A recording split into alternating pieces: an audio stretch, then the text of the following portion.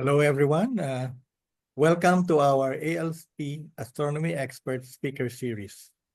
I am Dr. Jet Aguilar, and I will be hosting today's webinar. Thank you so much for joining us today. I am very happy to welcome all our attendees, not only from the Philippines, but also those viewing us from all the other parts of the world, including the United States. Today, we are very fortunate to have with us a very distinguished speaker, none other than Mr. John W. Briggs, who will speak on a very interesting and highly relevant topic, the importance of preserving astronomical history. John is an astronomy historian and past president of the Antique Telescope Society. My colleague from ALP, Ms. Imelda Joson, will be introducing our esteemed speaker later. For those who were not able to register but would still want to watch, we are currently live streaming on Facebook at the Facebook page of the Astronomical League of the Philippines, where you can view this webinar live.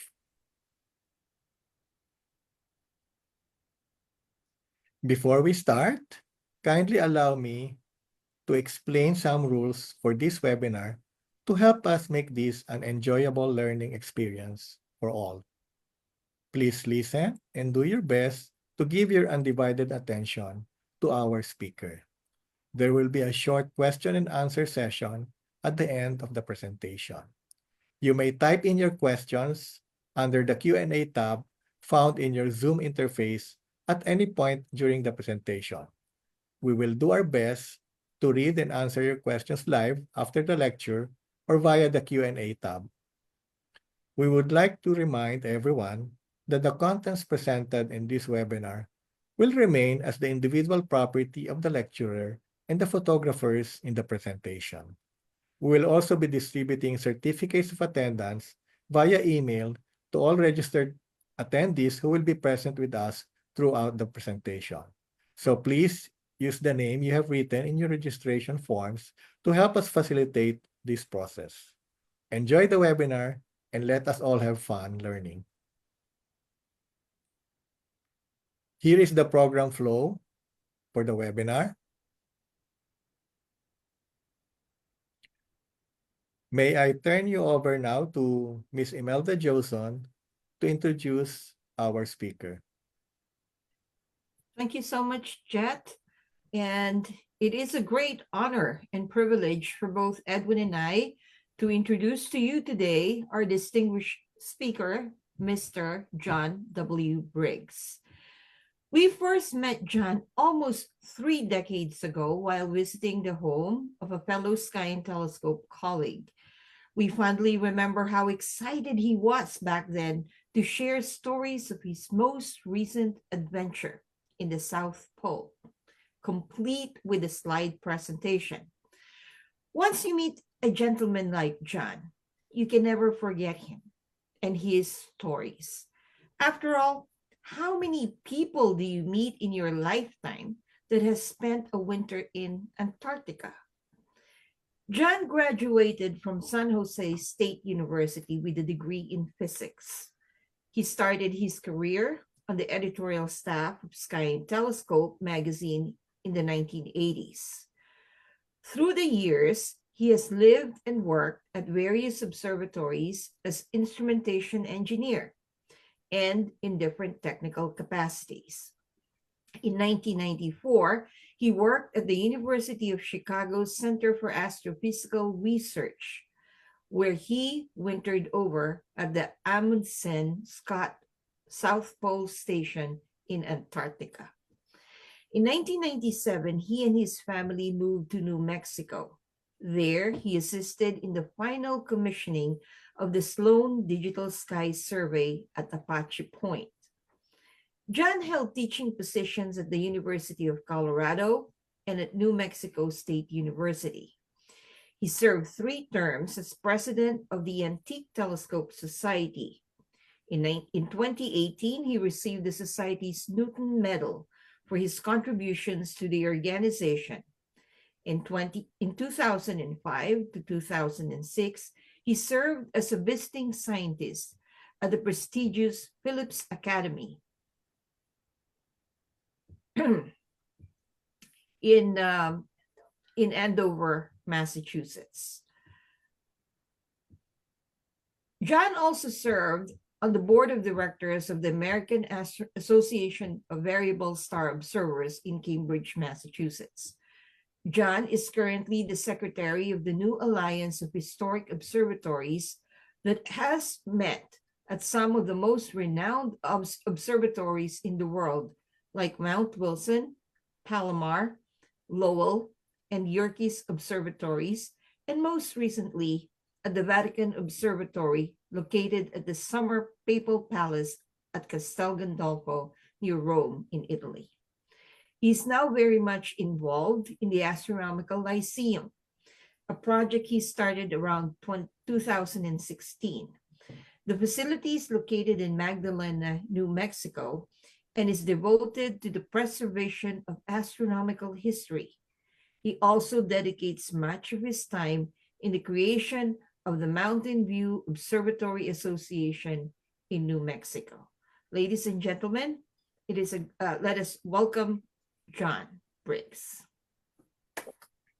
Thank you. Thank you very much for that awfully nice introduction. I'm a fellow amateur astronomer. I just started early and tried to do everything I could to be involved with astronomy. And one thing leads to another. And it's an honor to be here. And really, I'm very grateful for the opportunity to share with you all this evening. And with those few words, why don't we just begin the presentation? And I hope everybody enjoys it. Thank you, John.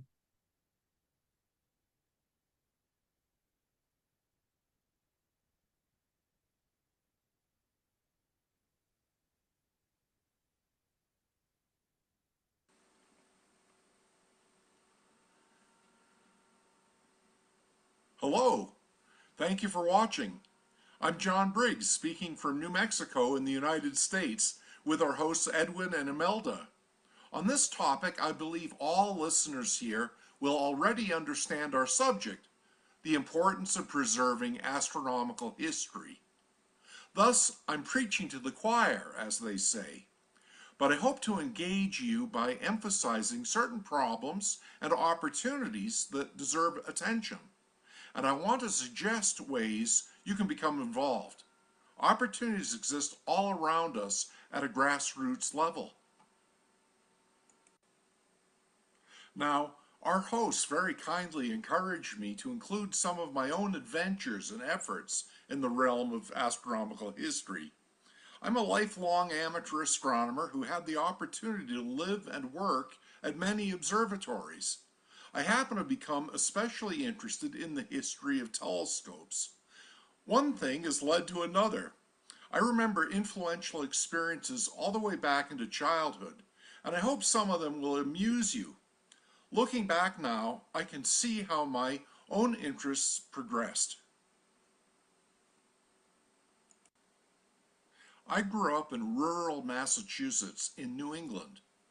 The nearby city, Fall River, was 30 minutes away. It was at the height of the space race in the 1960s, and I was interested enough in grade school to be learning the constellations and using binoculars. But even before I got a book to help me, I couldn't help but notice, with amazement and longing, something special in this Fall River landmark. It was the Durfee High School building dating from the 1880s. It was an imposing sight to a little kid passing by in a car, but there it was, high up on a mysterious tower. And I knew what it was. An actual observatory with a big dome. How I wondered what it was like inside. What could the telescope show? How could I visit it someday? These were big and difficult questions to a grade school kid who, most of the time passing by, was being driven to something like a dental appointment by his mother. Only some years later did I learn it was an 8-inch Clark refractor on a Warner and Swasey mounting. In time, a long time, I came to know it very specifically, perhaps better than anyone. Another experience that greatly stimulated my curiosity was when driving outside of Providence, Rhode Island, my father and I noticed a sign to Seagrave Observatory. I was still just a kid, but we turned and discovered it. It was closed, so we could only wonder. But I never forgot it, and when I became old enough to drive, I returned. It wasn't much farther away than Fall River. Probably my biggest lucky break, however, was after I became a junior member of a local astronomy club. The older guys seemed like titans of science to me. They had just graduated college. I was just out of 6th grade. But they let me and other young members travel with them to the famous weekend camp out in Vermont, the Stellafane Convention of Amateur Telescope Making. It was an amazing experience to an impressionable kid like me.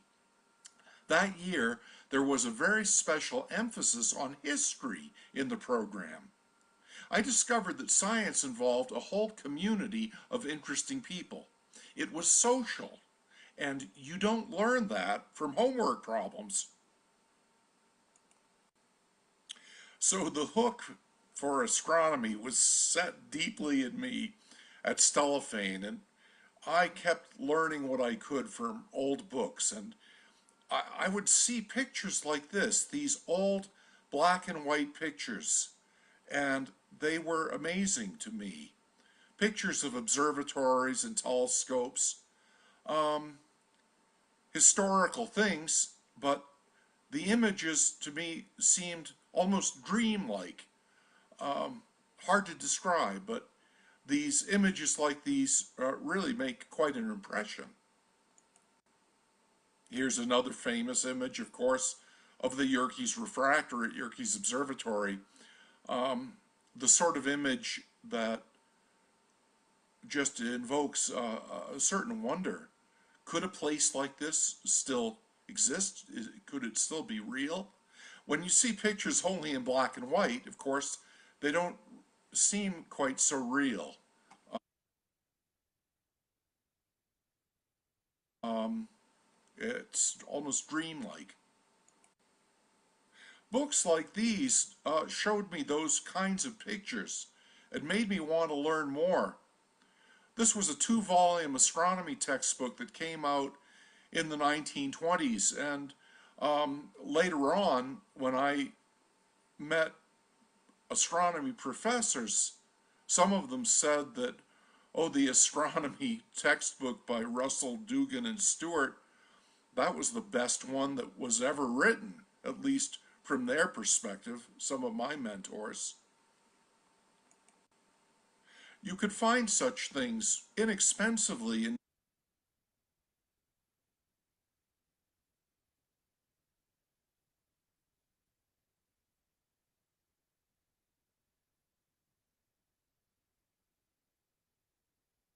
used bookstores, and I started collecting them. And there'd be little pictures like this inserted, certainly capturing my attention.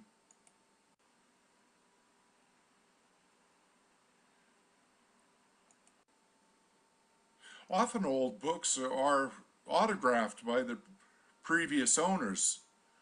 One of those textbooks is signed John W. Evans. Only years later did I come to understand that John Evans was a Harvard educated astronomer who became a founding director of the National Solar Observatory. He was a very famous solar physicist. It's funny how signatures can count for a lot. When we happen to meet special people, it's so common to want an autograph. It's a memento of something we want to remember, but with a special human connection. Nearly 30 years ago, I heard that Dr. Harrison Schmitt was speaking at an elementary school near Albuquerque. I bundled my wife and little kids in the car for the long ride to hear him. He's the nicest man. He volunteered a wonderful talk, signed autographs, and posed for pictures like this one. So here's a man from Apollo 17 who walked on the moon, embracing my two children. Young Anna maybe didn't get the big deal, but my gosh, how cool was this? Imagine how I feel having the image. But jumping back to the kinds of things that inspired my curiosity so strongly, here's another neat old book recording the early accomplishments of Mount Wilson Observatory. Check it out. It was written by none other than George Ellery Hale, and it's illustrated with the kinds of images that provoked particular wonder in my youth. I couldn't fully appreciate then what a hero of 20th century astronomy Hale had been. But even a young amateur noticed that the Palomar 200-inch was named after him. Saturn on page 8, just as today, the most seductively engaging object at a public star party. Mysterious and complex attachments to a telescope. An odd observatory appearing much like an Egyptian pyramid as anything else. An inscrutable solar telescope. Finally, a grand telescope that is at least recognizable. An astronomer, allegedly observing at a monstrous telescope, but standing at what seemed like the end of a dangerous diving board. Only much later did I understand how a bent Cassegrain focus worked. Perhaps what made these images especially significant to me was that many images like them, and actual artifacts for Mount Wilson, practically littered the Stellafane Observatory clubhouse, a site that was becoming personally familiar to me. It was perhaps distant, but I was building my own experiential connection to Mount Wilson. Anyway, by ninth grade, I had a chance to experience an observatory that left an impression I could never forget. It was the original but essentially abandoned 1875 facility of the former Abbott Academy, a girls' school in Andover, Massachusetts. I gained permission and a key to enter and use it several times. It was like stepping into a time machine.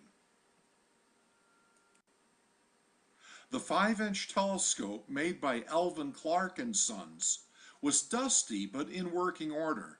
The mounting had setting circles with fine scales on silver read with verniers and magnifiers. The dome rolled on cannonballs in cast iron tracks. The clockwork had been modified maybe in the 1930s, but everything else was exactly as seen in this image from the early 20th century that I discovered only recently. By day, I looked at New England mill buildings on the horizon, and at night, it's a view of Saturn that I remember best. Using the telescope, I was alone. I became old enough to drive, and I connected with Seagrave Observatory and the club that's run it since the 1930s. It housed another Clark telescope, this one an 8-inch from 1878. A beautiful original accessory survived with the telescope, a solar spectroscope made by John Browning of London and designed about 1875. I was very fortunate to receive permission to try using it. It was an amazing education. What made it possible for me was that I'd happened to have discovered and read another old book. It was entitled The Sun by Charles Young. It turned up in a Fall River used bookstore for a few dollars. Probably somebody associated with the old high school observatory had owned it. Young had been a pioneering solar physicist, and his book explained exactly how to use a spectroscope like the one at Seagrave. Illustrations showed a similar instrument on a telescope and removed sitting on a desk. Instruments like these reveal the solar spectrum in its full glory, the breadth of colors crossed by thousands of the Fraunhofer lines, where little or no light shines. The major ones had been mapped by the great German instrument maker and pioneering physicist Joseph Fraunhofer, who died in 1826. Young also explained how the solar spectrum, during a brief solar eruption, showed shockingly dynamic changing features, an amazing realm to explore. The main point to the spectroscope, however, was that it could be adjusted to actually show solar prominences without waiting for a total solar eclipse. And Young showed examples of what the prominences could look like. Especially famous similar observations were made by the French astronomer Trouvelot working at Harvard with the same kind of spectroscope. The John Browning solar spectroscope is such a beautiful instrument, I have to show you. We have one now in New Mexico that turned up on eBay. We must be very brief here. The workmanship is exquisite. The dispersion is done by a linked train of prisms. The light enters the top of the train and returns by total reflection through the bottom of the same prisms. So it's a double pass design. The total effect is like using 10 prisms. The resulting image is viewed through a telescope with multiple eyepieces available, some of which are signed by Browning. The spectroscope itself is signed in several places. Browning was proud of his work. A Browning Herschel wedge for white light solar viewing is similarly beautifully signed. He wanted us to know and remember. But getting back to the progression of my own adventures, another great lucky break for me was getting a summer job after my 12th grade year at Maria Mitchell Observatory on Nantucket Island, 30 miles off the coast of Massachusetts, but otherwise not far from my home. The observatory was created in the early 20th century as a memorial to Maria Mitchell, America's first female professional astronomer. During my time there, the research program was photographic photometry of variable stars using a classic astrographic telescope and glass plates. The director was Dr. Dorrit Hofflight, who had studied and worked at Harvard College Observatory during the Shapley directorship. Her educational philosophy for the research-based program is described well in a May 1964 issue of Sky and Telescope magazine, and it sets an example worth reviewing today. Core goals were to instill both a love of research and a respect for the past. Many instruments at Maria Mitchell were again products of the famous Clark firm. They were all signed similar to this 5-inch example from 1895 and to this 6 1/4 inch from the same year. We can consider the objective to be the heart of a refracting telescope, but signatures like these are the souls. The hands-on pride of workmanship from the brilliant makers comes through to touch us personally from well over a century ago. Of the many historical things I learned from Dorrit that summer in 1977 was of American astronomer Lewis Morris Rutherford, whom Dorrit described as a pioneering stellar astrometrist. I'll be returning to him in a few moments. Well, it came to pass that, as a young man, I myself got to live and work at Mount Wilson, operating the 60-inch telescope for the long-running HK project. It involved using a spectrophotometer to monitor the activity cycles of chromospherically active stars. Finally, all the dreamy black and white images I had admired over the years became a colorful real-life reality. This was in the late 1980s, and much of Mount Wilson remained unmodified from its original days. For example, the dome machinery operated by sparking Frankenstein movie-like knife switches and other marvelous features.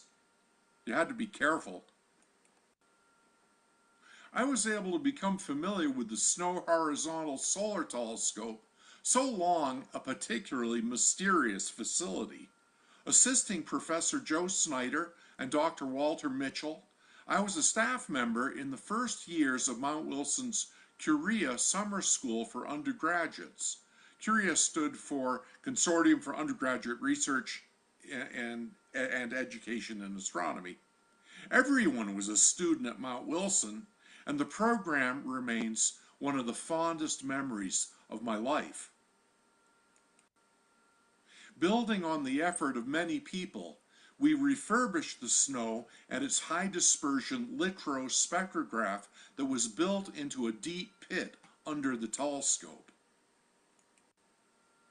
The cavern-like observing chamber became a laboratory classroom, and it was amazing to me how helpful proved my earlier hands-on experience with the little Seagrave solar spectroscope and Young's classic monograph, a copy of which I kept handy at the snow.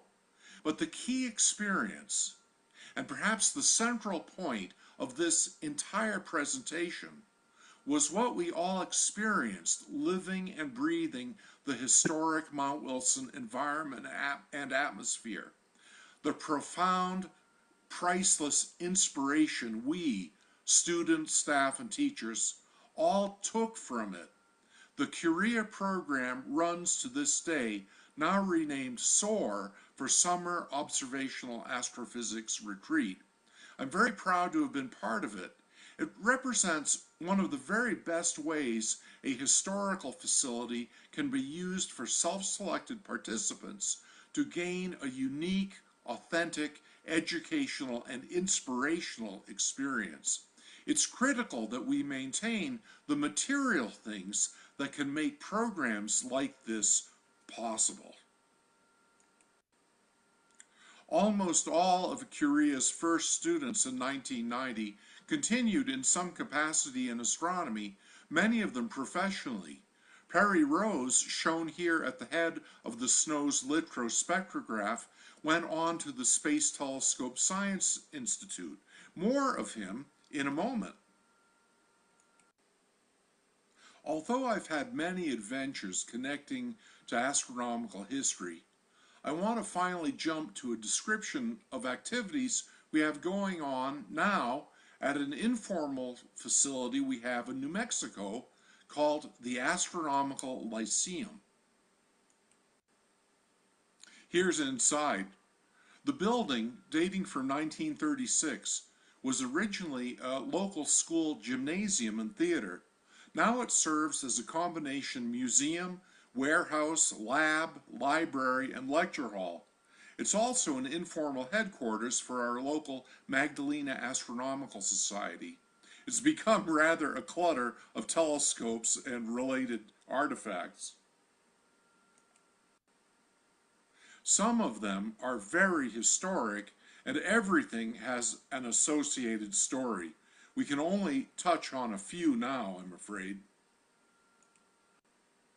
Among the oldest instruments is a 6-inch refractor made circa 1855 by Henry Fitz of New York. Among the most special is a 3-inch refractor of a form very similar to the Fitz. But this 3-inch is actually quite a bit older and actually set the example for the morphology of these things. It's in excellent condition and gives perfect images for its size and optical design. But what makes it so special is its signature, pronouncing it in English, Utzschneider and Fraunhofer in Munich. We have undergraduate and graduate students of astronomy visit the Lyceum from schools like Austin College and University of Virginia. Any physics or astronomy student has heard of Fraunhofer and his pioneering role in the history of spectroscopy. It's wonderful allowing them to see firsthand an actual instrument from Fraunhofer's famous workshop. Students are impressed by experience like this. Student visits are thus the most important things accomplished at the Lyceum. Students react with surprising enthusiasm and is very gratifying. It's become clear to me how powerful sharing the, quote, material culture, unquote, of science can be educationally, to use the words of current specialists. Going back to our early discussion of signatures and autographs, it's simply neat and somehow especially moving to have evidence of human connection spanning time. We must use our imagination, inspired by the image, signature, or engraving before us, to consider how Fraunhofer himself was once in the presence of this artifact, as we are now. It's an education beyond what's possible from a typical homework problem. The Lyceum has become also an interesting library for the history of astronomy. It's become a repository of some other interesting orphaned collections, such as the research library of the century-old but closed Sperl Observatory of Swarthmore College. We don't have time now to relate the associated stories, but we are very grateful to have such an extensive set of journals and observatory publications. What must be emphasized, however, is how relatable and interesting the older journals can be. While the modern astrophysical journal can be read almost exclusively now only by narrow specialists, the earlier volumes, all shown here, are fascinating for many modern readers. An astrophotographer, for example, can delight reading the pioneering work of people like George Ritchie and Edward Barnard. The late Alan Sandage of Mount Wilson and Palomar argued passionately that students of cosmology should read the early work of Hubble and his colleagues from these same volumes. While this work is all scanned, many view using real volumes incomparably more preferable than computer scans. We can consider again the examples of a few books. Here are more of those old illustrations that seem to have made such an impression upon me. They're from this volume, printed by Warner and Swasey, the great builder of late 19th and early 20th century telescopes. This copy was kindly given to me recently by Perry Rose, mentioned before as a student in Curia's first year. But look, it's autographed. Closer, it's none other than George Ellery Hale, the founding director of Yerkes and Mount Wilson observatories, for whom the 200-inch was named. Hale started with his own backyard 12-inch refractor at Kenwood Observatory, mounted by Warner and Swasey in 1891, and Charles Young was the featured speaker at the dedication. Only 6 years later, Hale was in charge of the mammoth Warner and Swasey 40-inch at Yerkes. What an association, as they say, to have in a signature. Let's return to the little book I described before for its dreamy photograph, 10 years' work. Look, it too signed by Hale, a presentation copy. Hale was proud of his book and what it represented. To Thomas A. Edison, with the compliments of George E. Hale, October 28, 1915. What a cool book to have. So, books can be cool and great to highlight to visiting students if you know how.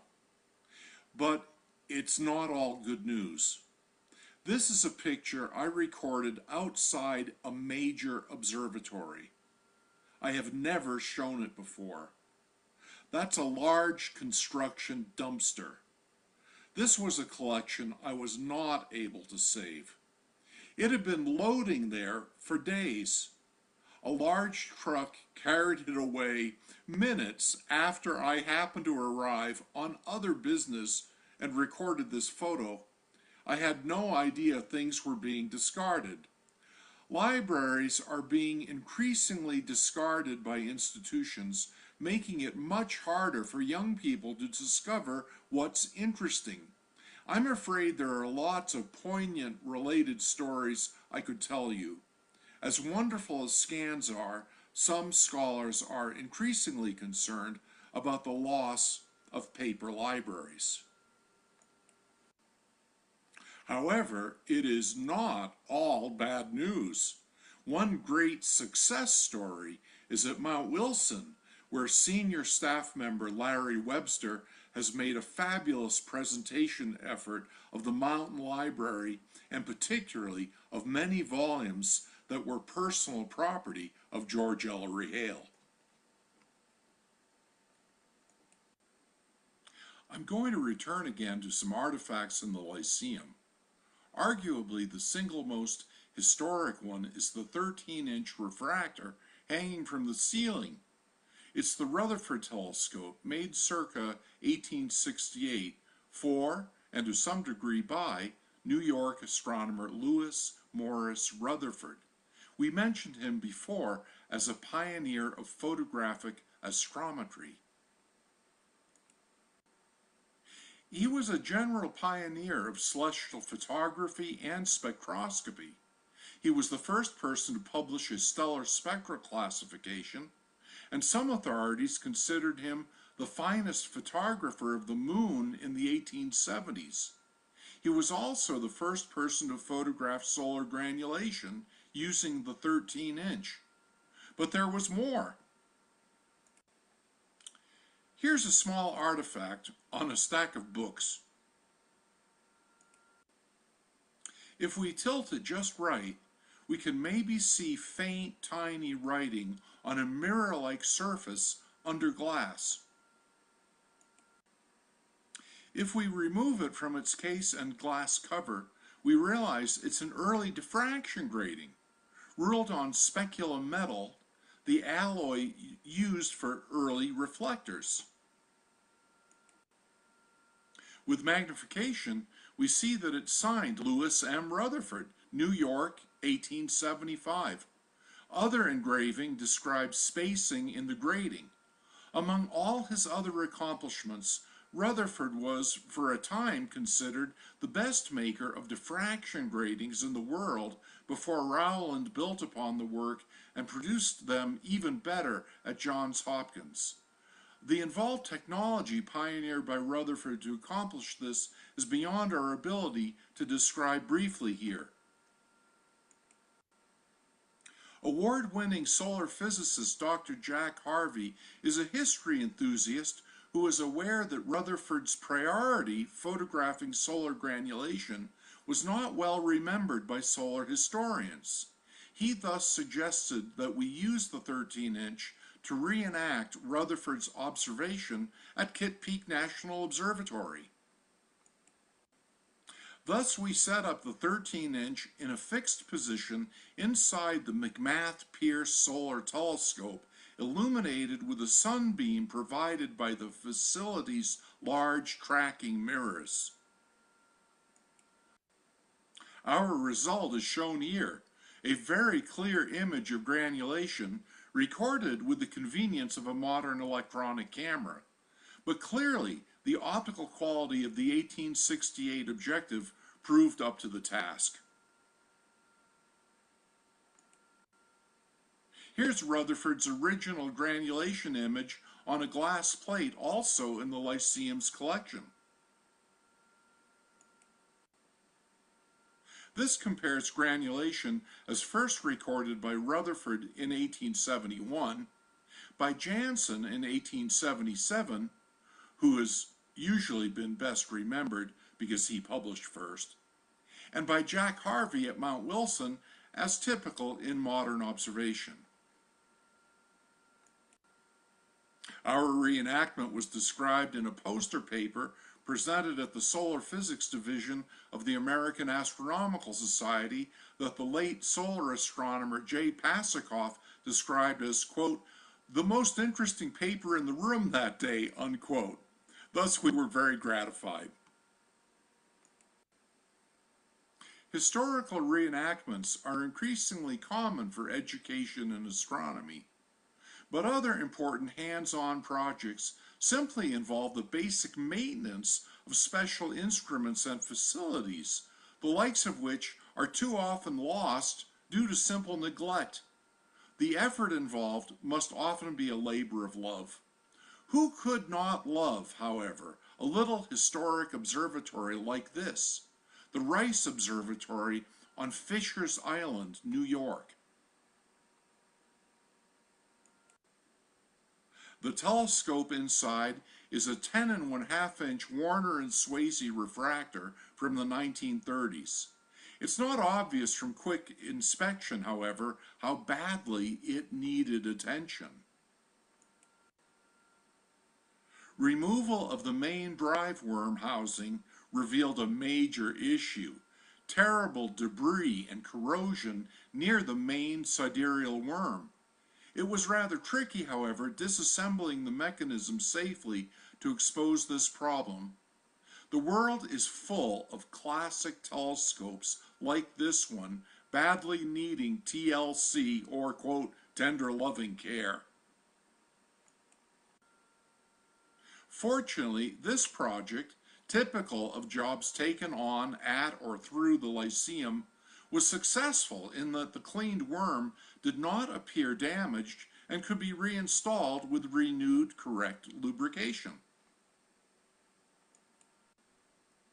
The telescope is one of the most elegant privately owned refractors in the United States and was originally made for the chairman of General Electric Corporation.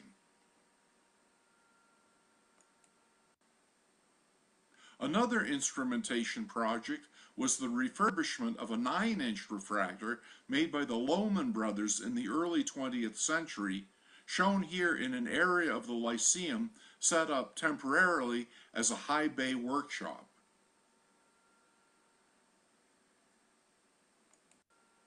We don't have the time to describe the project in detail, but here the refurbished instrument is out the door.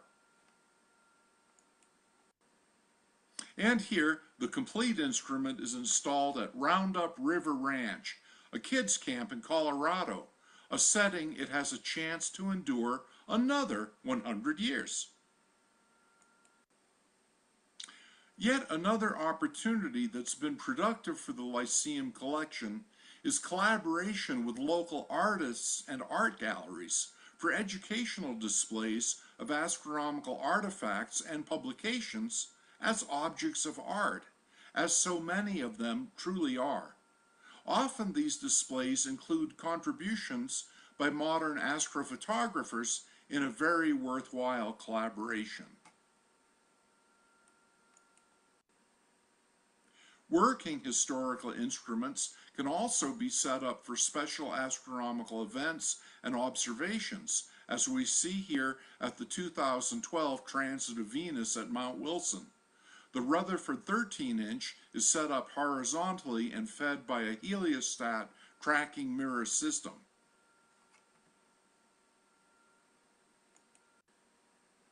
The result was a projected image of the sun inside a pop-up tent showing the transit of Venus in action. Samuel D. Hale, grandson of George Ellery Hale, stands with the Rutherford objective. Sam is the chair of Mount Wilson Institute, now operating the observatory as an educational nonprofit. With friends, Sam recently led the creation of the new Alliance of Historic Observatories, an organization for institutions and individuals interested in preservation and management of historical astronomy. Another very helpful international organization is the Antique Telescope Society. Anyone interested in either of these should please feel free to contact me for further information. And if you're in the American Southwest, please consider visiting us at the Astronomical Lyceum if you can tolerate a more informal than normal museum experience. Thank you very much for your attention in this presentation.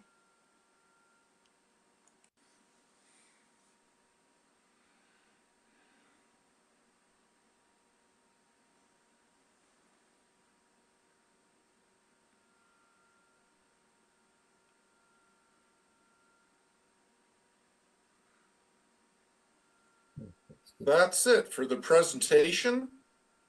And there's some contact information.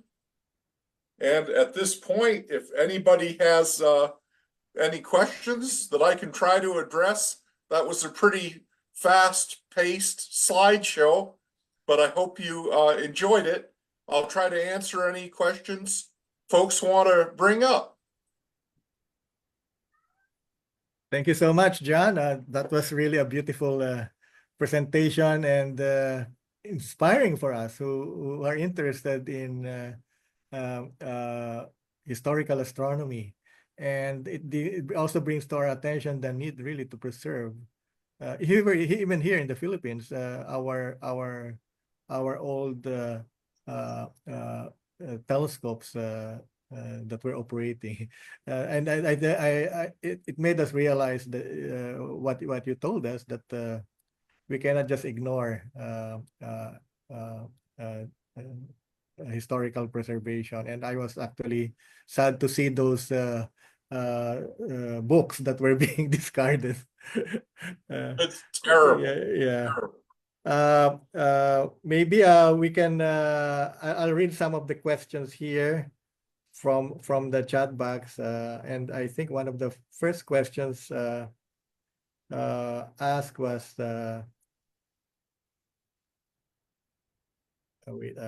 so how do you actually in this if you're going to embark on this kind of activity, what do you recommend on how to start collecting antique telescopes, books, and manuscripts?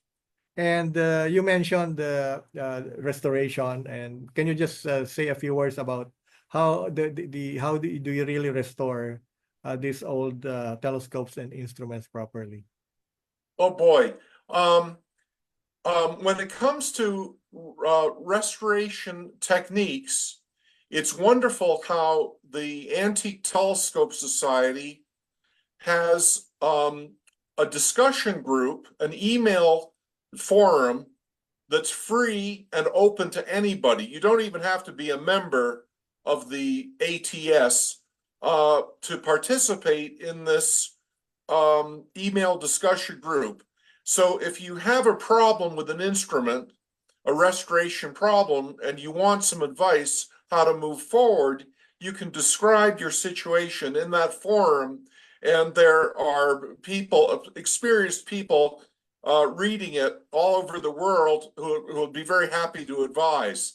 The more experience one gets working on instruments, the easier it becomes to make decisions.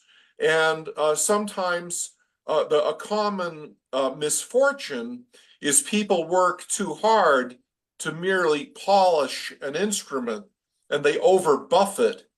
And when these things were originally made, the machining, the knurling was usually beautifully crisp.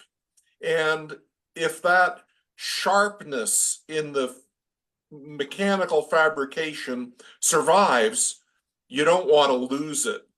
And but sometimes when instruments are overbuffed, you can tell because some of these details all get smoothed out. So that's just an example of the sort of advice that's shared by members of the Antique Telescope Society. When it comes to collecting, in some ways, collecting books has become easier now in the internet era because we can find pretty much anything we want thanks to the internet search. What is it? Abe Books and bookfinder.com. Perhaps unfortunately, though, the value of some of these books is also more commonly known. In the old days, back in that Fall River, Massachusetts bookstore, I could walk in and find a bargain for $5 or less. But maybe that's harder to do now, but at least titles are easier to find when you want something specific. But in my case, having the space for these things that we have in this building that I call the Lyceum, which, by the way, I was able to acquire for almost nothing. Things are really inexpensive in rural New Mexico, and you can do things here that you would not be able to do in many other places in the United States. Because I've had the space, I've been able to receive like entire libraries sometimes when they were basically being given away either to a crazy person like me or thrown out in a dumpster, or potentially thrown out. So it's hard to describe in a few words how to approach collecting or how to approach refurbishment of antiques. I think the important thing is if someone has the interest to reach out and make friends with people who share the interest, and we encourage each other. And there's a wonderful community of people very eager for younger participants to come along because, of course, we can't take these things with us. If we collect and make a big collection, we have to worry about what its long-term future is. So young people are very welcome. And so it's a wonderful specialty within amateur astronomy that I think deserves more attention. So anyway, there's a long-winded answer just to that question. Thank you, John. I would like to read some comments here actually in the Q&A box. And one is from Mr. Cethane Howard. He said, Lick Observatory is not maintained by UCSC. The plate vaults are partly missing, for example. Is anyone looking at this issue? At Lick Observatory, yeah. Lick Observatory is a leading member now of the Alliance of Historic Observatories. And in fact, it's an astronomer at Lick Observatory is currently the president of this new Alliance of Historic Observatories. A friend of mine named Tony Mish, who used to work at Mount Wilson, has done a beautiful job gathering and archiving historical instruments at Lick Observatory as a retirement project. And so I do know that some very good things are going on there. There were fabulous archives at Lick Observatory, and decades ago, the wife of a director, Mary Lee Shane, she archived these materials, and so for some time, the Mary Lee Shane archives were frequently being cited by historians. Now, some of these archives may have changed status in more recent years, and I'm not up to speed with everything. But I'm mentioning what these little things I know just to point out that it's not all bad news at these institutions. Sometimes one can point to unfortunate cases in particular circumstances at any given institution where something bad might have happened.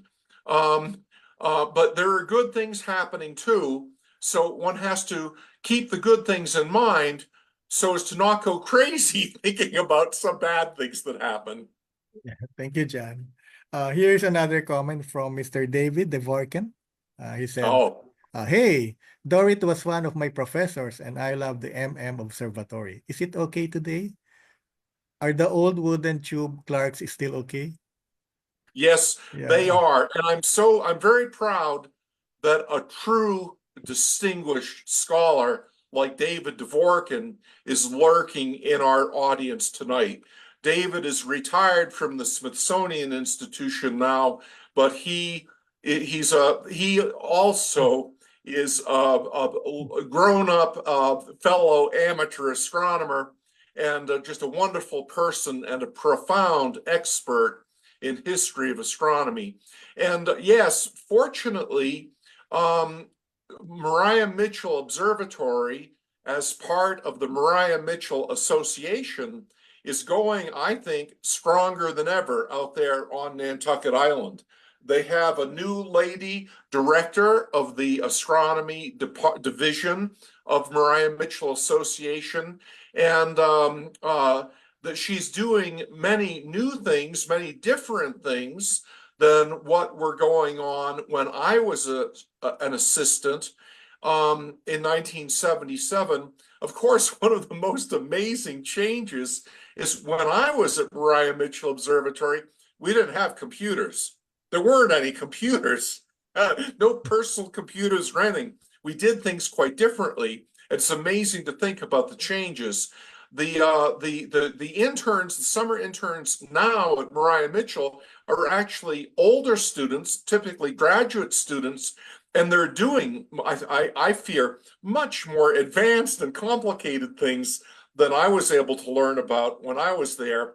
Anyway, it's an example of a wonderful specialized small institution that is changing lives of people fortunate enough to participate there. Yeah. David made another comment. Hello, David. He said astrophysics data services. Yeah. Oh, Yeah. the ADS. Yeah. Maybe David is alluding to what a fabulous resource it is that so many things have been scanned. So while I happen to have here in New Mexico at hand the physical volumes of many of the wonderful early American journals and things, well, anybody can view almost all of these things nowadays thanks to the scans at NASA's Astrophysical Data Service. And so that's pretty wonderful. It's very convenient. However, the advantage of a book is that when you're a young student, you can take that book and you can thumb through it and you can serendipitously bump into things, photographs or authors or topics that simply catch your imagination. That serendipitous discovery as a young person is much harder to do with computer scans, at least in my opinion. You can, of course, when you've got a good subject index online, that can help too. You can find things, but maybe I'm just sort of an old-fashioned romantic purist, and I like to celebrate the importance of holding on to real books. But books are becoming expensive to house for institutions. They want more office space. for postdocs. And if not everybody is looking at the old volumes very often, the librarians are tempted to get rid of them. The thing is, you don't maintain these historical libraries in sort of with a policy looking for numbers. For many, you're looking for maybe once a century, a young person like Owen Gingerich will come along and look at some of these books. It's for the occasional rare self-motivated individual. You want to keep the books available somewhere easily for a potential person like that, or for a future David Dvorkin. So anyway, there's some comments that I only hope are appropriate reaction to what David was saying. One last comment by David. You're not crazy. You are inspiring. Well, David is Agree. a very kind. He's a very kind and generous person, and he speaks frequently for at meetings of that people like us attend, and he helps us. I'll just read a question here from a Philippine attendee, Mr. Dante De Jesus. And his question here, are the telescopes of Galileo and Newton still extant? Yeah. Are they still exist? Yeah. You know, yes, I know more about, American stuff. Look at me, I'm a big American. And I wish I knew more about the more ancient things and the European things. But yes, the Royal Society has to this day the tiny example of a Newtonian reflecting telescope that, so the story goes, Newton himself fabricated with a primary mirror out of speculum metal, the same alloy as in that Rutherford diffraction grating. Also in Italy, there's a museum with the telescopes that, again, according to the surviving stories, have optics that date back all the way to Galileo.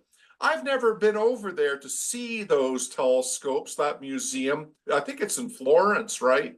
But of course, they're very famous.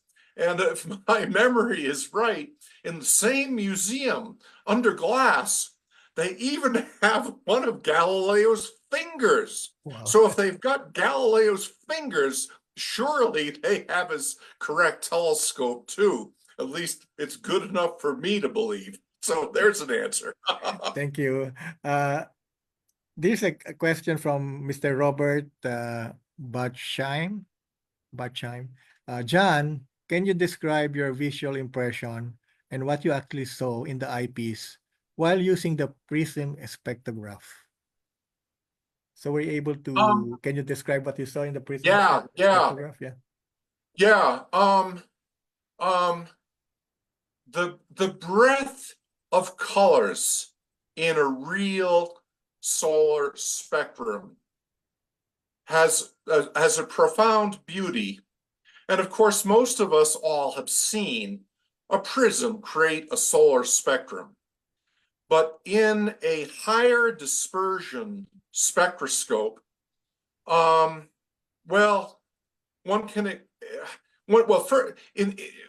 in that specific spectroscope, the number of Fraunhofer absorption lines, when you first get to see them all, is bewildering and fascinating. One of the things I noticed in the John Browning spectroscope at Seagrave Observatory, surprisingly, there is a beautiful, like a geometric sequence of absorption lines way down in the red, way down beyond the fat hydrogen alpha absorption line, down in the red, but it's the geometric pattern that you notice. So it attracts your attention way down in the red.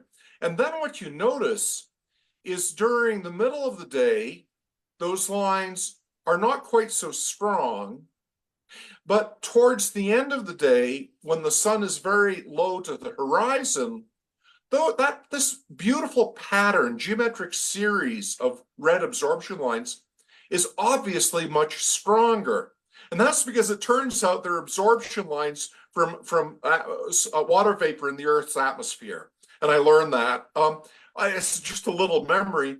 The other thing that particularly impressed me first exploring a solar spectrum and a high dispersion instrument was the amazing beauty of deep violet. Actually, that impression was strongest for Mount Wilson, where it was a grating as the dispersing element and not prisms. But still, to see true violet in a high dispersion spectrum is particularly beautiful. George Ellery Hale believed that allowing the public to see a solar spectrum with their own eyes was very important. And that's why he made sure that in the early days of in the 1920s, when a new building was built for the National Academy of Sciences in Washington, D.C., there was a solar telescope and spectrograph built into the building for visitors off the sidewalk. Hale was quite idealistic, I think, about the motivation potential of these things. But now I digress into a whole other topic, so I better shut up. Thank you, John. Just a follow-up comment here from Mr. Bart Fried and David again. The Galileo telescope is at the Musei Galilei in Florence. My dear friend Bart has been around. At least I had the city straight. And I'll start again from the beginning. And Bart also volunteered that for more information, contact antiquetelescopesociety.org. Yeah, and get in touch with the society. And from John John Rogers, is there anything in particular that the Astronomical Lyceum is looking for to balance its holdings? Oh boy.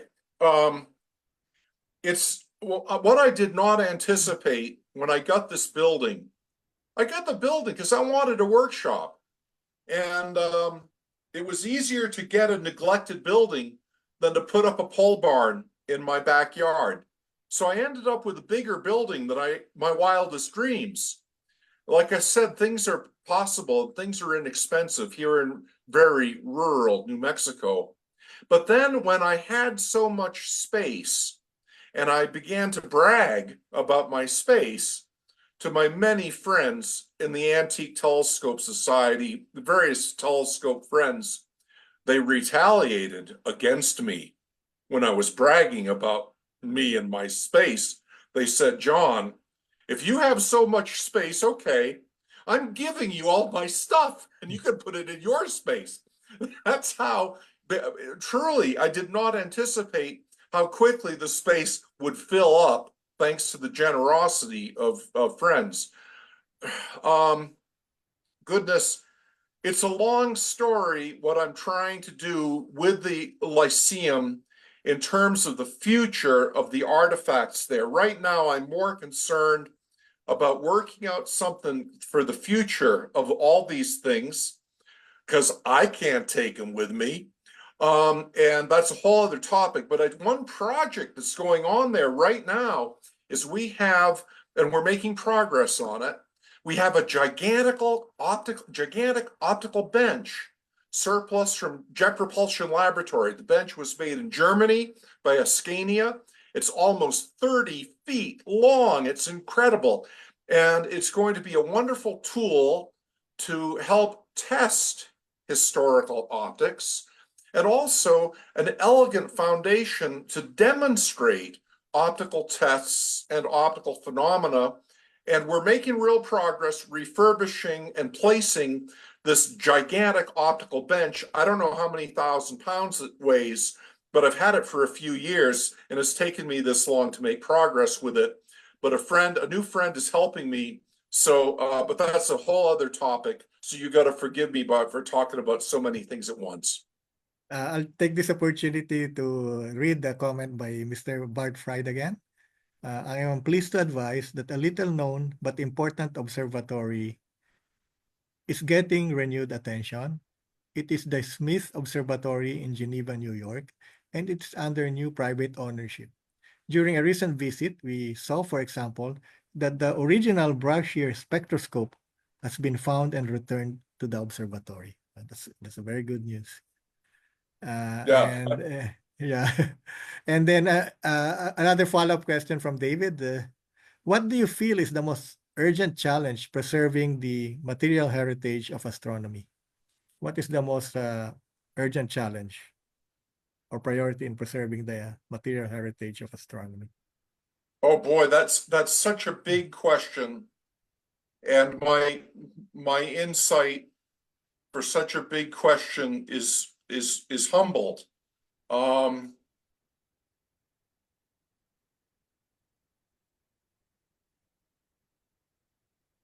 You know, I try to be optimistic. The fact that we have the Alliance of Historic Observatories now, where professional astronomers, many of whom are just as passionate about historical preservation as amateur astronomers are, we're very fortunate that there's greater awareness in the academic community for historical preservation, better awareness and communication. I think the most dangerous thing has been how many institutions are concerned only with profit. And there are intangible benefits to maintaining these the material culture of astronomy. That's the phrase a lot of historians of instrumentation use about describing the stuff. It costs money to preserve observatories, and money is tight, and researchers are obliged to move forward by whatever means necessary. But there has to be a balance between preserving inspirational and educational historical things against the ever burdensome expense of maintaining these things. So maybe that's all I can say off the top of my head on the big picture. But there are good things, some good things going on to help keep us sane. Thank you, John. Here's another question related to restoration from Mr. Cabrera, JRC. The question is, how do you maintain the balance between the technical reconditioning and the period-correct preservation of this vintage astronomy equipment like astrolabes, armillary spheres, telescopes, etc.? So how do you maintain the balance It's between of the course, technical and the period correction, preservation? yeah, it's a challenge. Um, it, um, and different authorities will have different opinions and recommendations. Sometimes someone will argue that, oh, the telescope is old, the lacquer is worn off because of its interesting age. The instrument thus has a patina, an appearance that we should not disturb because its appearance dramatizes its interesting age. Now, on the other hand, say, if it happens to be an Alvin Clark telescope, one thing we've learned about Alvin Clark telescopes is that occasionally they went back secondhand through the Alvin Clark factory, and they'd be traded in. Somebody would have a 4-inch, but he'd trade it in to get a 6-inch, and the company would refurbish the 4-inch. They would relacquer it they would make it look like new. Because when some of these instruments were new, oh, they were very, very spectacular. That's the way the makers wanted them to look. So, thus, one can make an argument if keeping them looking like the makers wanted to present them, that you can do that, and that you can rationalize refurbishing, refinishing an instrument with an argument, something like that. It depends how maybe you're going to use it, how you're going to display it, and how it can make the biggest positive educational impression. Sometimes having an instrument shiny and bright, like it was made by the maker, will actually make a stronger impression with the public than any other way. So it's a difficult question to answer, and it's the sort of thing that is discussed at length in the Antique Telescope Society email forum, which is a friendly place. We don't have many flame wars or anything like that. So these kinds of questions can be addressed with the insight of many authoritative shared opinions in that forum. Siguro, I mean, a related question to that, John, is regarding the optics, for example, do you risk messing with the optics or the lenses and cleaning it up or something? Like the old I old I've become refractors, yeah. yes, I've become experienced enough that most of the time I can take apart a refractor and clean it appropriately, reassemble it, and recollimate it. But it's December 15th there in the Philippines, isn't it? Yeah. It's still December 14th here in New Mexico, but there in the Philippines, it's my birthday. Oh, happy And I'm birthday. 66 years old. 66 years old today in the Philippines. I'm not that old yet here in New Mexico. But anyway, I've been doing this long enough. I've learned how to do the basic things. And I think it is appropriate to clean optics appropriately. And there are actually some very strong arguments that call for occasionally taking a lens apart because sometimes the brass inside a cell corrodes and begins to pinch the glass. So there's technical discussions we can go down along those lines. But it's always a judgment one must take depending upon the resources available. If you've got enough experience to clean or do some optical things, it's okay.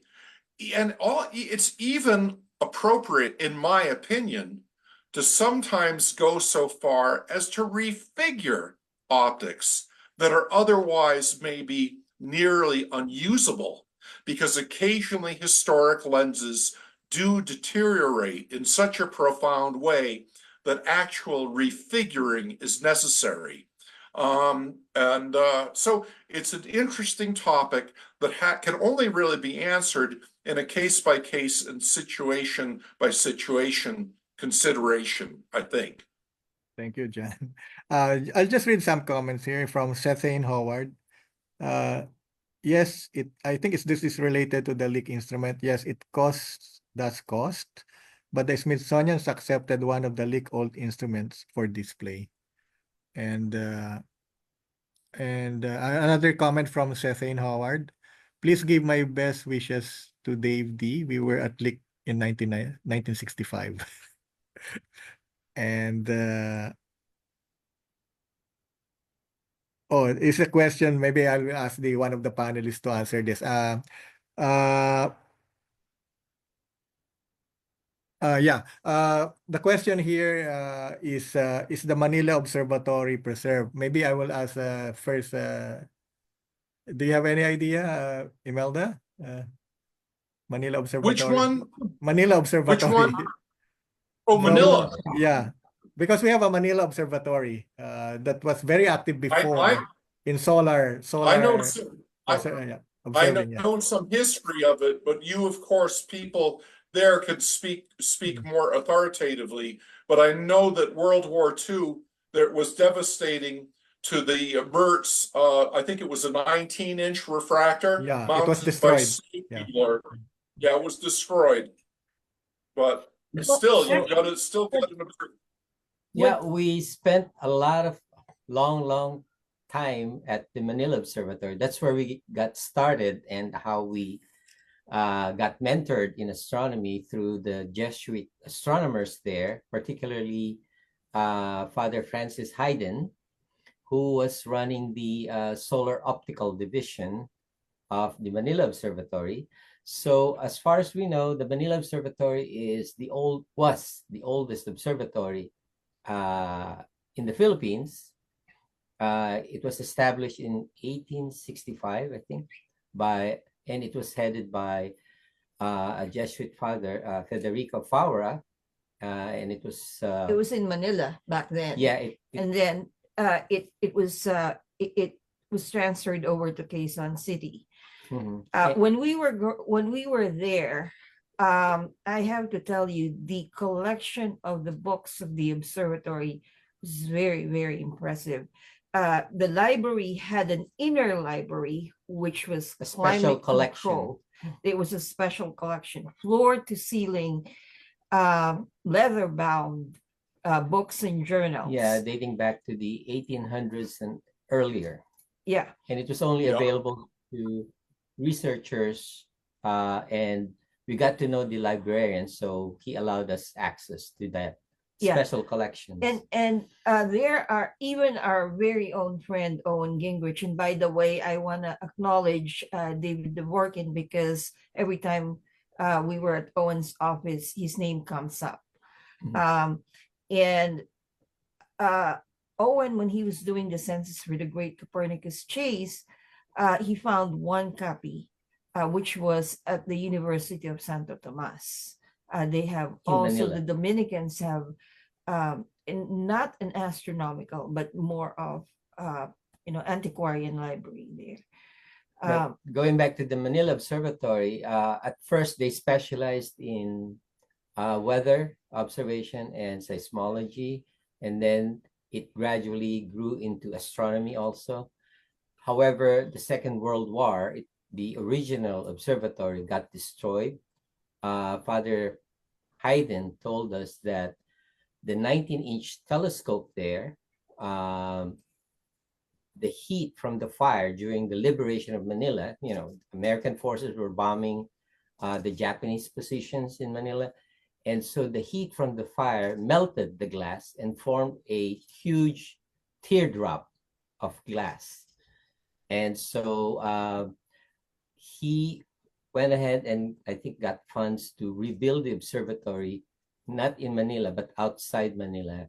And that's what became the modern Manila Observatory. However, with the death of Father Hayden, we believe the priority of the Manila Observatory shifted from astronomy and solar physics to environmental science and climate change and related fields. So Yeah. the observatory is still there, but they're no longer focused on astronomy. And we don't know what happened to the books. Yeah, to the book because collection. I heard that they kind of use the Turn them library. into offices, I think. Yeah, that's what happens. David is asking That's is what happens. So Edwin, it's David is open. asking, is that melted teardrop preserved? Father Hayden Mister- didn't mention.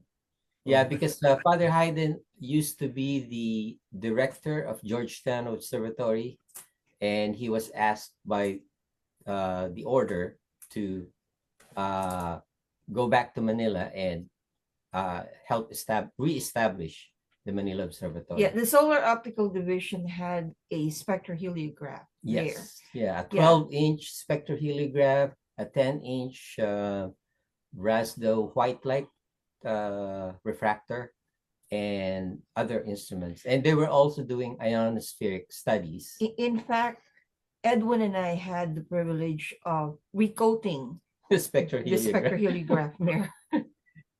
So we don't know what happened to all the instruments and all the book collections since we've left the Philippines. So we lost touch with the Jesuit astronomers there. Yeah. Now, I do have a question for John. Sure. John, with the climate change happening, with all the flooding and wildfires, how protected is the Lyceum? Our conditions here are relatively benign. Hmm.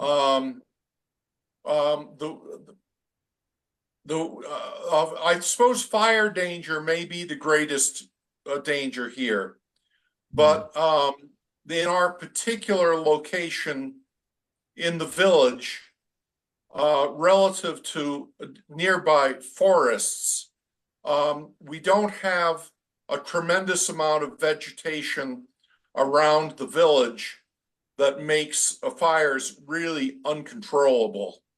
So it's a relatively safe place environmentally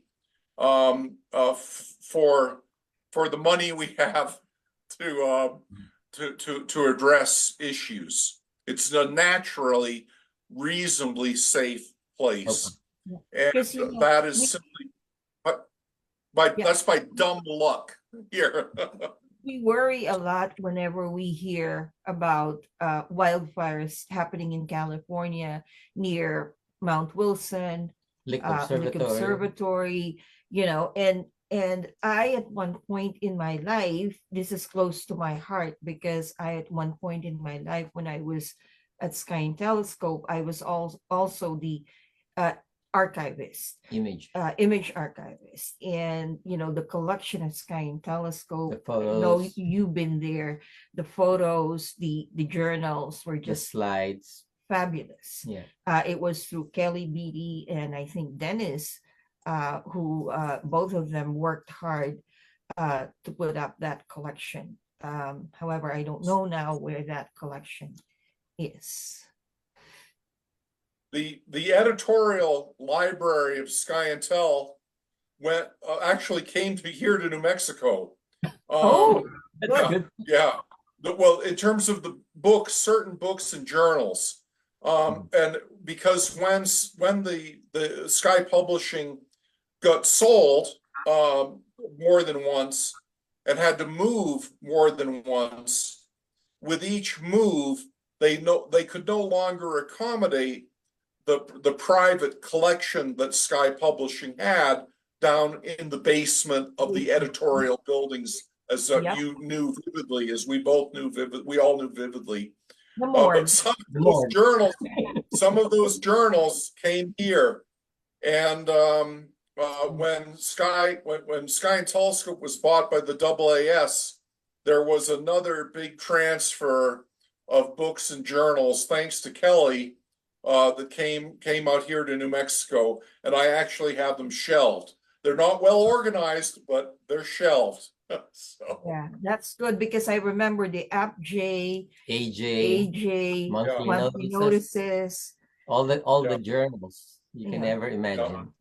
Yeah. Not everything could be saved, but a lot of things were, and I'm very grateful to friends at Sky who cared a lot about these things. Yeah. Because those are irreplaceable, and as you said, the physical copy is important. When I was younger, I used to go out to California to a museum there. It's called the Huntington Library and Garden. I'm pretty sure you're familiar with that. And in the museum, it was, it just inspires you because it's open to researchers. But that is where we first saw a physical copy of the Gutenberg Bible. And when I was at Sky and Telescope, we had this issue of how do we preserve all this running low on space for the photographs, and we needed to digitize the photographs. And I had the opportunity to go to the National Geographic Archives, and we were talking there, and they were asking me, at what resolution do you save it? And you get rid of the physical copy? And I said no, because the thing is, what may be high resolution back then is not going to be high resolution in the future. And also the thing with digital is you have to change format every so often, maybe every Oh, 10 yeah. years. So, or your digital archives won't have any use. So it's important to keep the physical copy, like what you're doing. Oh, absolutely. To digitize everything and believe you're safe, it's a deal with the devil, because with the press of a button, digital copies can be too easily lost or become no longer so freely accessible. So the loss of libraries has become a subject I think a lot about nowadays, only because I've been lucky acquiring some. And it just means that future students won't so easily be able to see the particular ones that are now here in the middle of rural New Mexico.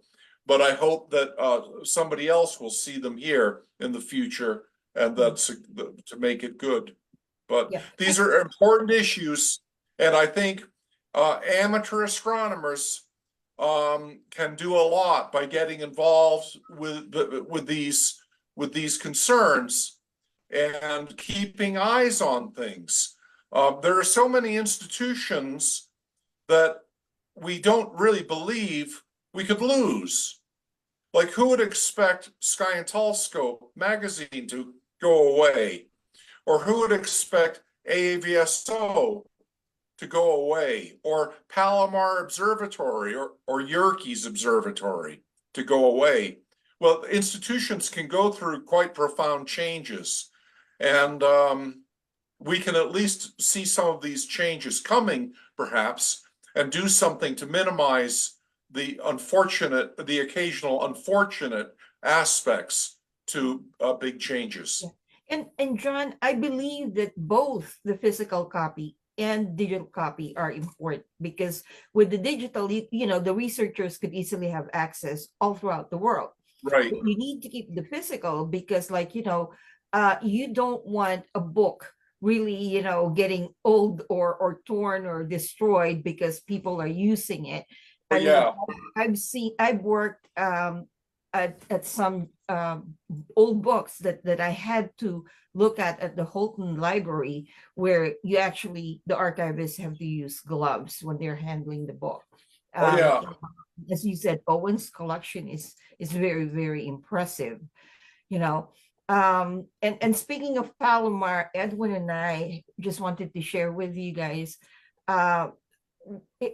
we were kids back then, but we were so inspired because the first major observatory we were able to spend the night at was at Palomar at the 200-inch in 1987. And that we could never forget. We just, now I can't believe that it's now called a historic, telescope, because back then It was being used. yeah. Thank you, Imelda. Just before we leave Sky and Telescope, David has a follow-up question. So, does anyone know what happened to the huge collection of images? No idea. Maybe I don't know. But my hunch would be that they've carefully held on to those for all the obvious reasons. But I haven't asked friends there specifically about the photographic archives. there were so many But photographs that were unused and unseen. Yeah. Okay. Actually, John Rogers here shared the bad news that, are you aware that the Ford Observatory in Southern California was completely destroyed by wildfire a few months ago? Yeah. Yeah, what was the 18-inch reflector at Clint Ford's observatory that had become property of Los Angeles Astronomical Society, very near Table Mountain. The Table Mountain Observatory, operated by Jet Propulsion Laboratory, survived pretty much unscathed, except the telephone poles going up to the summit where Table Mountain Observatory was. All the telephone poles burned, so they lost power, they lost communications, but the campus was saved. But little Ford Observatory nearby was a tragic sight because it burned to the ground, and I think was a total loss. And so it goes with Yeah. these things. So it goes. Thank you. And just I would like to share what has been written here by Mr. Jan Adler.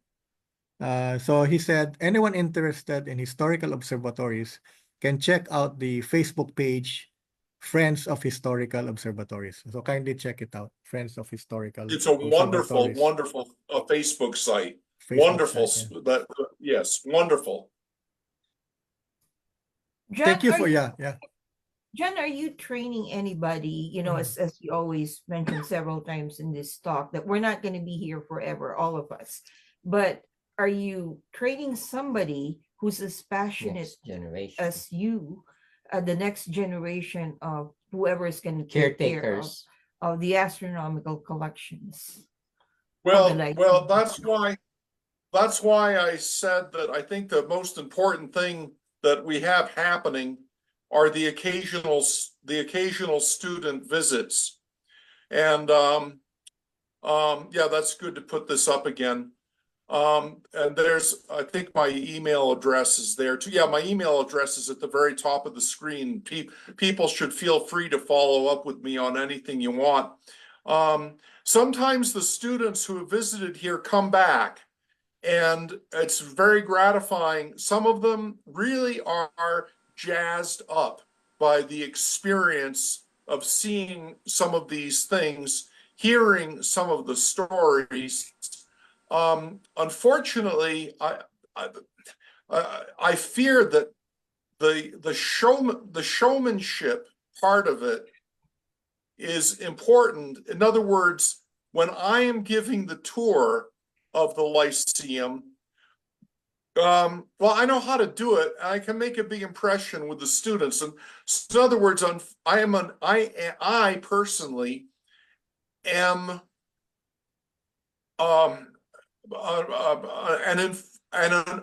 an unfortunately important part of the experience. I wish the artifacts could speak for themselves to inspire students. To some degree, of course, they can. When you see a Fraunhofer signature, or you're looking through a Fraunhofer telescope with your own eyes, but it really helps to have a spokesman or spokeswoman, a show person to shepherd the experience of the visitors. That's the kind of opportunity that's there for us all. There are people at Mount Wilson now operating the snow telescope. There's a lady who's sort of taken charge of the snow telescope and advocating it for the public. She's a friend of mine. But anyway, how did I get on this? But do I have somebody specific? There are some students who have talked about coming and spending the summer as interns. And I've had some interns visit for a couple weeks at a time. We may have more activity like that in the near future, as I have a stronger community of friends, fellow amateur astronomers here in the Magdalena area to help host this kind of student interest. And so it's a long story how we have kind of a growing community of astronomy here. And I could explain that in another opportunity, the sort of insane logic of it, but we're trying. but it is not a trivial, it's not a trivial concern, the future of these things. And I guess I can't really say too much more than that. Thank Because you, what you're Jan. doing Yeah. is very important, and to continue it is very important. Yes. And it requires dedication, I have to say, to do something like what you're doing. Well, I tell you, maybe I'll be able to come back and speak for you again in the Oh, great. future, Yeah. maybe on a slightly different topic. But Oh, I yeah. certainly will I'll give you an update. I'll give you an update in the future on our progress here. And of course, anybody listening, if you have a chance to visit the New Mexico area, just contact me. We don't have regular hours. It's all sort of by appointment, and it's terribly informal. But I look forward to meeting anybody interested. So thank you all very much for your attention. And it was really my privilege being able to share my personal stories and these general concerns with fellow caring people like you all. Thank you. Thank you, John. So I don't Thank you think for what no. you do. Yeah. Any more questions from the panelists? If none, are there? Before we let John. Oh, just one Comment. comment. John, you mentioned earlier about Galileo's telescope. Yeah, Yeah. yeah, we did have an opportunity Yeah. to see the actual telescope And the finger and the middle finger of Galileo. in Florence, but they In don't Florence. allow you to take pictures of it. It's at the History of Science Museum. And if you're there, the Galileo Villa is also there. And Archetri Wonderful. Observatory. Yeah. Okay. Wonderful. Yeah. Thank you so much again, John. But before we let you go, thank you so much for that beautiful and very inspiring lecture. I hope we can invite you again in the near future. But we would just like to present you this our small token of appreciation for giving your talk. And let me read this. This certificate is presented to John W. Briggs for the webinar entitled The Importance of Preserving Astronomical History, held as part of the ALP Astronomy Expert Series of 2024, given this 15th day of December 2024, signed by Mr. James Kevin T., President, and Dr. Jose Francisco Aguilar, Vice President. And thank you so much, and advance happy birthday. Yes. Hey, I'm gonna take this and hang it up in the Lyceum. Thank you. I'm gonna send this to Good you night. as well. Good Thank night, you. everybody. Thank you. Bye-bye. Good night. Thank you. Good night. Bye-bye, John. Good night. Thank you Bye, for. John. Thank you. Thank you. Thank you. So before we, thank you everyone. But before we conclude today's webinar, I would like to, of course, thank all our attendees for patiently staying with us throughout this webinar, and we will be sending your certificates of attendance for the webinar by email as soon as possible. So this, as like I mentioned, this is the 27th webinar in our ALP Astronomy Expert Speaker Series since we started 2 years ago. Our first speaker was the late Dr. J. Pasakov on April 23, 2022. Our other esteemed speakers since then were Mr. Zolt Livey, Mr. Joe Reo, Mr. Fred Espenak, Mr. Robert Reeves, Mr. Ken Crawford, Mr. Dave Eicher, Professor Matthew Barlow, Mr. Scott Roberts, Father Christopher Carvalli, Mr. David Levy, Mr. J. Kelly Beatty, Imelda Joson and Edwin Aguirre, Dr. Daniel Green, Dr. Heidi Hamel, Dr. Deborah Emmer Green, Brother Robert McKay, and Brother Guy Consolmagno, Miss Hilary Andales, Dr. Valentin Pillay, Mr. Wally Pacholka, Dr. Robert Neminoff, Dr. Michael Michelle E. Brown, Dr. Jonathan McDowell, Dr. Brad Schaefer, Dr. Peter Jeniskens, Dr. James Lowenthal, and for today, Mr. John Briggs. We are so grateful to all our webinar speakers who very generously gave their precious time to share their knowledge and expertise to the world amateur astronomical community. And for those who missed all our previous ALP Astronomy Expert Speaker Series talks, you can view the video recordings of our past webinars at your own convenience at the official ALP YouTube channel shown here.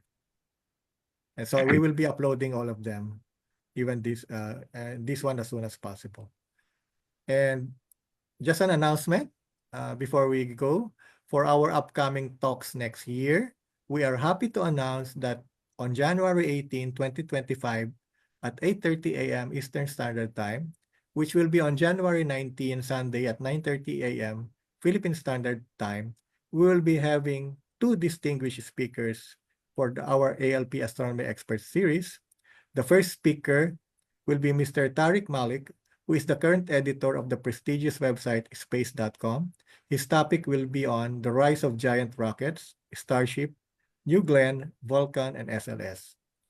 And on the same day, we will have another distinguished speaker, none other than Mr. Alan Hale, the co-discoverer of the famous comet Hale-Bopp, also known as the Great Comet of 1997.